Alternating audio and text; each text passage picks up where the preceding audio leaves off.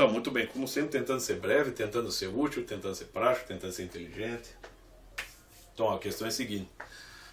Ali, mais ou menos um ano atrás, saiu na TV e saiu ali mesmo no YouTube um trecho de um pequeno debate feito assim, por uma jornalista, né, que foi mediado por uma jornalista, entre a deputada petista Érica Cocai e do PSDB, o Isalci Lucas. Né, e ambos estavam falando da reforma tributária. O Isalci a favor e a Érica contra.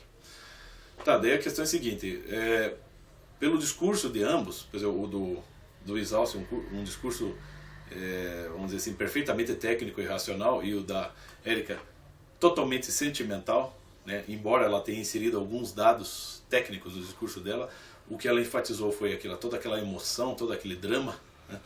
A questão é a seguinte, nenhum dos dois está colaborando para realmente elucidar o público, porque, vamos falar a verdade, o trabalhador aqui no Brasil, assim, na sua maioria, seja aquele que seja de baixa renda, de renda média ou de renda alta, né, a maior parte deles já tem uma série de problemas, por exemplo, no seu círculo de existência, não só o círculo íntimo, mas no seu círculo objetivo, exterior de existência, com contas, né, com pendências, vamos dizer assim, uma série de compromissos que muitas vezes já são difíceis de abarcar, vamos dizer assim.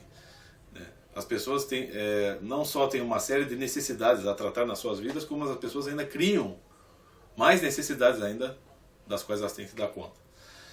Aí chega um debate público, no estado em que está a situação política no Brasil, quantas pessoas realmente vão ter paciência para estar ouvindo sobre reforma tributária?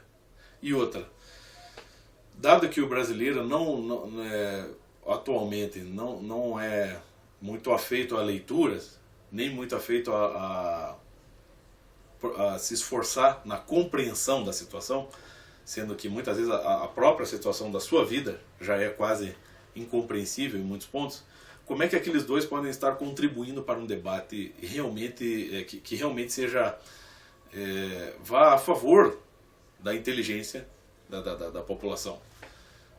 Porque você vê assim, tá lá o Isalci Lucas agindo como um verdadeiro cientista, assim, não distinguindo aqui entre cientista social e cientista no laboratório, porque ele está pegando os elementos, juntando, fazendo experiência, é a mesma coisa. Ele diz assim, não, a reforma certamente vai ser aprovada, né, com algumas ressalvas, com algumas adaptações, correções ali, a gente dá um passo para frente, dá um passo para trás, né, muitas reavaliações, mas ela vai. Então ele está lidando tecnicamente com a coisa. E a Érica Cocai está lá assim, é quase um discurso hitlerista, né, porque são as senzalas, é o período da escravidão, né, é o povo sofrendo com essa brutalidade, enfim, ela está fazendo toda aquela cena, né, aquela representação dramática, tal como Hitler fazia, né, na medida em que o nacionalsocialismo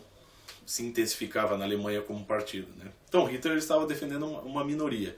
Érica Cocai defende as minorias ali, os pobres, os negros, os homossexuais, né, sempre assim. Então a Érica Cocai, bom, né, não acho que qualquer pessoa que esteja um mínimo informada sabe que ela, né, foi, vamos dizer assim, humilhada pelo pastor Silas Malafaia. Olha, eu não gosto do pastor Silas Malafaia, mas naquela comissão de ideologia de gênero, o próprio texto dela ali foi lido pelo pastor Silas Malafaia, que provou a incoerência dela naquele auditório, naquele momento em que ela estava defendendo uma outra situação que já contradizia o texto que ela tinha elaborado para o projeto de lei. Então quer dizer que é uma mulher que simplesmente ela, vamos dizer assim, ela não pensa, ela simplesmente reage às situações, né? Então ela reage emocionalmente, ela não tem uma inteligência preparada para estar, vamos dizer assim, usufruindo desse cargo, né? E o que eu fico pensando, como é que uma pessoa como ela pode estar preocupada com a questão de mudança de sexo e está tentando, assim, vamos dizer,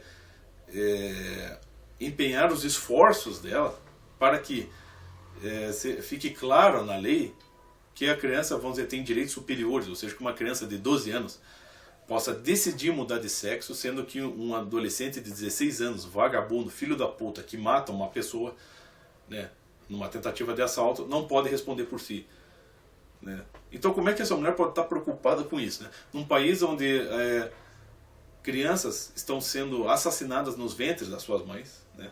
Onde se estabeleceu um debate em que se tenta relativizar a sacralidade do feto, né? Se ele é ou não é gente ainda, o que está se formando ali. Então, ou seja, num país onde as possíveis pessoas que estão sendo geradas nos ventres das mães estão sendo abortadas aos montes, e quando não são abortadas, muitas vezes, né, o destino delas é a lata de lixo, vivas, né? Muitas crianças são resgatadas de latas de lixo, ainda com vida. Outras, né, são resgatadas sem tempo de serem salvas. Por quê? Porque as suas mamães, essas pessoas que são, né, essas vítimas da sociedade, não conseguindo abortar, simplesmente descartam a criança, né, como se fosse, sei lá, um mods usado, né? Descartam as crianças e jogam elas num ambiente infecto e sob a opressão do tempo, né, vamos dizer assim.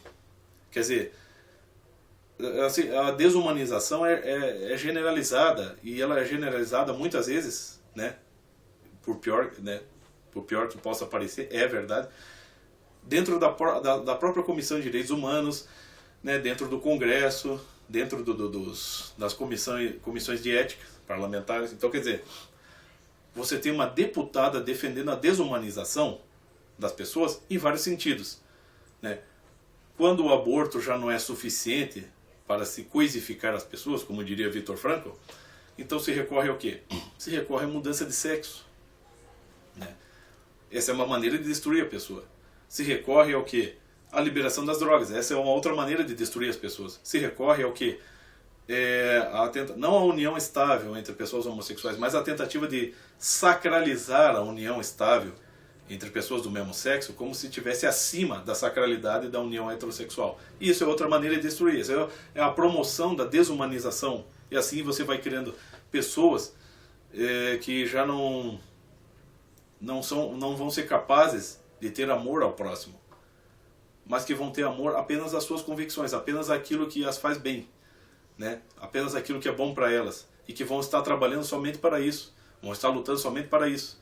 E assim você vai criando seres subservientes ao Estado, e só vão sobreviver aqueles que forem extremamente fiéis ao Estado. Essa desumanização já vinha do próprio Lenin, né? Já vinha do próprio Karl Marx, já vinha de antes, lá com a promoção da Revolução Francesa, com aqueles malditos intelectuais, estilo Denis Diderot, Voltaire, Rousseau. Um pouco antes você já tinha isso. Se você for remontando o tempo, você vai chegar lá, por exemplo, a Thomas Hobbes, né, e outras pessoas. Enfim, historicamente, a tentativa de se destruir e de se desumanizar o ser humano é muito grande, mas na atualidade ela é muito maior, porque antigamente ainda você tinha a força da autoridade, a autoridade da igreja, né, a autoridade de todo o amadurecimento geral, porque a humanidade tinha passado.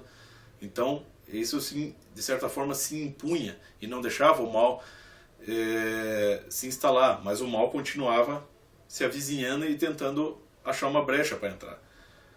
Com essa verdadeira ruptura histórica que é a Revolução Francesa, é bem como o professor Olavo falou, vai se criando uma sociedade de monstrinhos, e chega hoje ao absurdo de estar uma pessoa como a Erika Kokai, né, uma senhora daquela idade, defendendo esse tipo de coisa, ideologia de gênero, né, e as pessoas não têm noção do perigo que isso representa. Afinal, vamos falar a verdade, a Erika Kokai, por acaso, ela está interessada em mudar de sexo?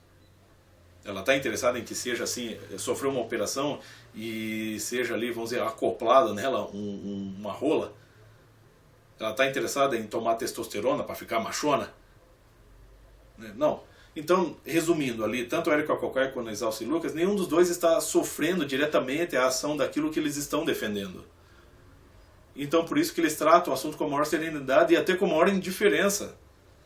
Não importa se o Exalce Lucas está pensando na reforma tributária como um bem para a população, e se ele diz que no fundo é a população que paga. Ele não está pagando por isso, né? isso não está afetando, e duvido que esteja afetando a maior parte das pessoas da família dele. Então é por isso que eles tratam a coisa com essa calma, né? Com aquela com aquela serenidade, com aquelas palavras, né? Ou as palavras sentimentais bonitas da Érica, ou as palavras racionais dele. Eles não estão sofrendo, provavelmente nunca sofreram isso na vida. Não chegaram a passar necessidades reais na vida, né? Tipo, a água não bateu na bunda, né? Aí fica aquele debate inútil, e isso, de fato, eu acho que isso vai contribuir muito pouco para a inteligência do povo brasileiro. É isso.